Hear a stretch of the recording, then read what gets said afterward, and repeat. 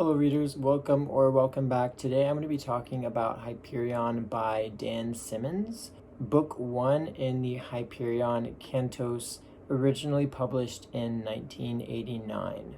So to jump into our overview, Hyperion follows a group of 7 travelers as they journey to a remote planet called Hyperion. All of the travelers are wary of one another and are making the pilgrimage for their own mysterious reasons. On Hyperion, there's a nightmare god known as the Shrike. A creature worshipped by a cult of followers, the Shrike has unknown power, described repeatedly as having a body made of knives with rubies for eyes. Their pilgrimage is set to be the last, as Hyperion is becoming increasingly unsafe, with growing fears of an intergalactic war and the seemingly imminent return of the Shrike. The pilgrims are unclear of their connection to one another and agree to draw sticks to determine the order in which to tell the stories of their connection to Hyperion in hopes of understanding their connection to each other. What makes the journey so perilous? Beyond the looming war and creature made of knives, Hyperion is also a relatively unknown, untamed world in a civilization capable of light-speed travel. The Shrike inhabits 3 structures referred to as time tombs, in which time is non-linear.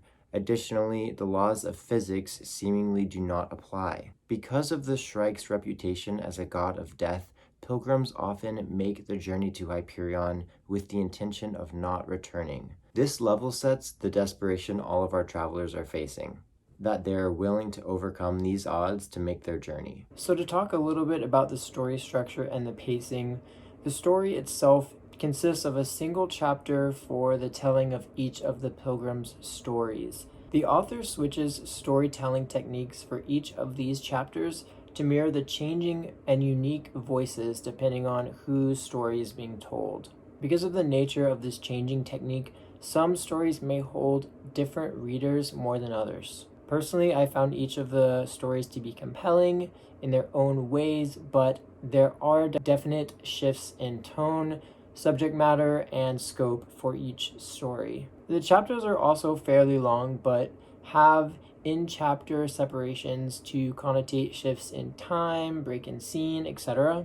And I personally felt the diction is fairly elevated and the author invents new words for world-building purposes. Because of these characteristics, I would label this as a medium-paced story. So all of our storytellers follow general archetypes. We have the priest, the soldier, the poet, the scholar, the detective, and the consul, which is like a politician.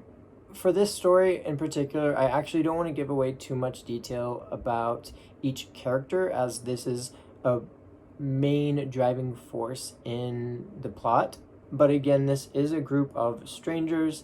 At the beginning of the story, they don't really have much trust in one another. So I want to talk about some of the prominent themes and ideas in Hyperion. So firstly, we have ideas like colonialism and war. One of the characters in this story says, "My first role was to help the colonists do what they do best, destroy truly indigenous life." I don't think that Simmons takes a particularly anti-humanist point of view in the story, but he does certainly examine humanity's flaws, such as colonialism and war and the consequences of that. It's something that is examined across multiple stories in different forms, but certainly something that we see repeated throughout. In contrast to these first 2 themes, we also have ideas of environmentalism. So I took a line from the poet's story in which he says, "From my earliest sense of self, I knew that I should be a poet. It was not as if I had a choice, more like the dying beauty all about breathed its last breath in me and commanded that I be doomed to play with words the rest of my days, as if in expiration for a race's thoughtless slaughter of its crib world." For me, these lines are really interesting as you get to know more about who the poet is, how they act, and their history as a person. But we really see these ideas of war and colonialism versus environmentalism. We learn that Hyperion hasn't been colonized to a great extent, it's only just being brought into the larger empire. In fact, several of the stories delve into Hyperion's past colonization attempts and show the horrific results of these attempts. The next theme is poetry. John Keats, a poet from Old Earth, has connections to multiple pilgrims, which we learn as the story progresses. Keats' impact on Hyperion is so great the capital city is named Keats in his honor. To quote another line from the poet, he says, "It might be argued that the Siamese twin infants of word and idea are the only contributions the human species can, will, or should make to the raveling cosmos." So while this is a bit of a nihilistic take, we are seeing the integration of poetry and its importance to humanity's legacy, at least through the lens of the poet. To dive a bit deeper, John Keats is well known for including natural imagery in his work. We can take this idea of naturalism as a symbolic connection with environmentalism. This reinforces the connection between all of these ideas within the story, but also within each of the pilgrims' tales. We pivot from ideas of naturalism and art to technology and specifically artificial intelligence. The author has really interesting takes on technology and AI, and I even thought that a lot of their observations about the relationship between humanity's nature of consumption and technology was kind of fascinating because, again, this book was published in 1989.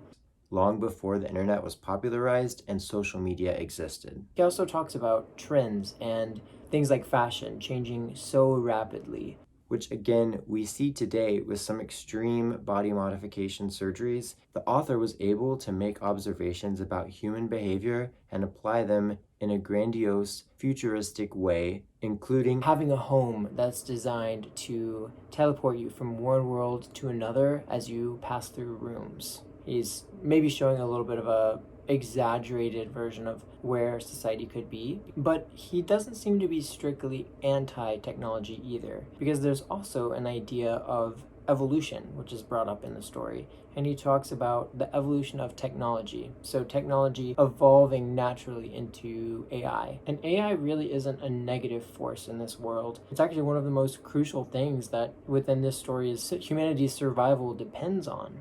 At this point, we really start to see the connections being made between all of these ideas to address the author's thesis statement of the book. Yes, humanity is expanded, and yes, we have AI, and then we have new technologies, but have we really evolved? So what should you expect when reading Hyperion? Within each of the stories, there's an inherent conflict which seems to go against the archetype, the inherent nature of each of our characters. So for instance, the scholar, he faces a problem that he can't think through. The warrior discovers love, etc.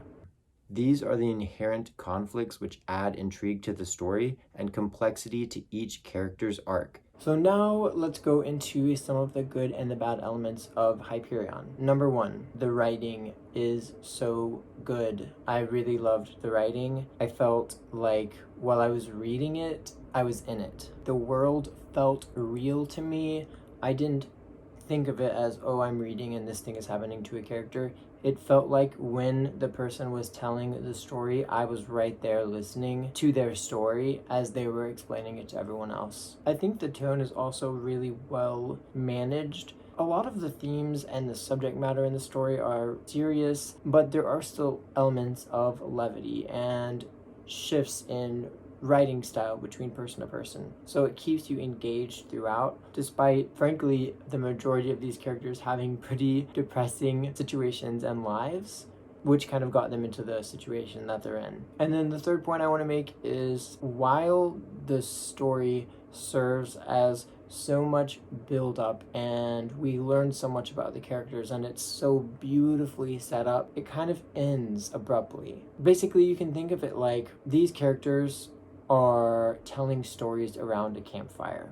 So it's a story within a story.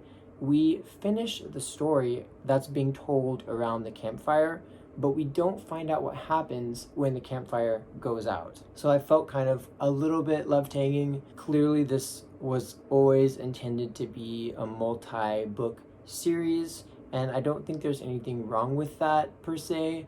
I just wish there had been another chapter to close out some of the conflict from the story.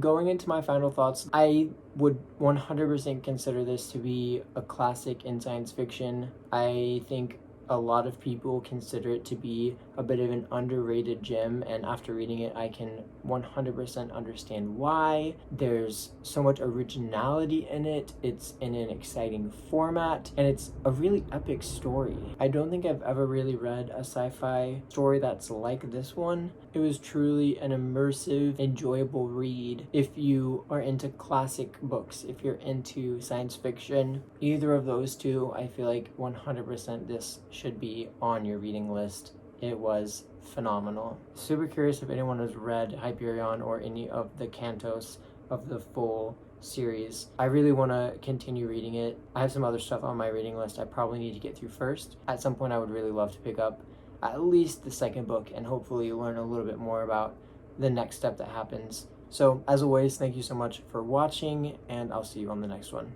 Bye.